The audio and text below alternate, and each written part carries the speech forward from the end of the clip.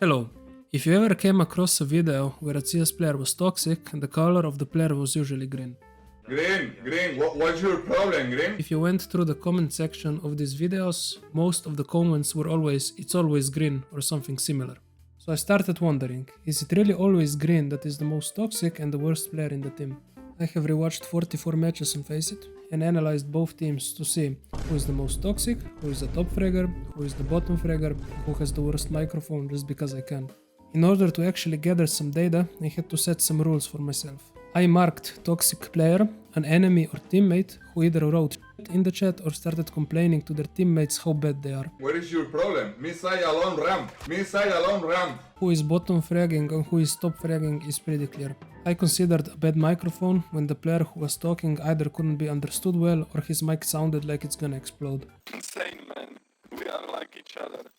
Where do you go? The retards. I can go there and I know that the data that I'm gonna present is not the most reliable, since I only reviewed less than 50 matches, and in some of these matches at least 2 of us were pre-mates on the team.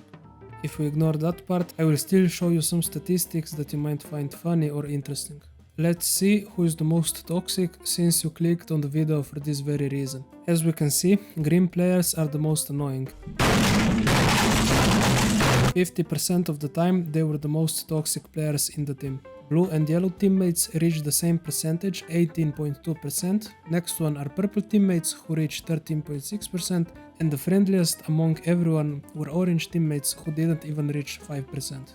Are the numbers correlated to something? Let's analyze further. Top fragging is equally distributed among blue, purple, yellow and green players. As we saw from the previous chart, orange players are indeed the friendliest, but they're usually not top fragging, so I guess they don't want to talk too much. Green teammates take the first place for bottom fragging, reaching 25.6%. Next one on the list are orange teammates, who reached 22.8%, then yellow teammates 21.6%, then blue players 16.8%, and then purple teammates reaching 13.2%. I guess it makes sense that green players are usually complaining the most, since they usually bottom frag. From the last graph we can see the orange players almost never top frag, but they do compete for the first place when it comes to bottom fragging, so this further confirms their behavior when it comes to toxicity. By that I mean that they don't wanna complain since they don't top frag.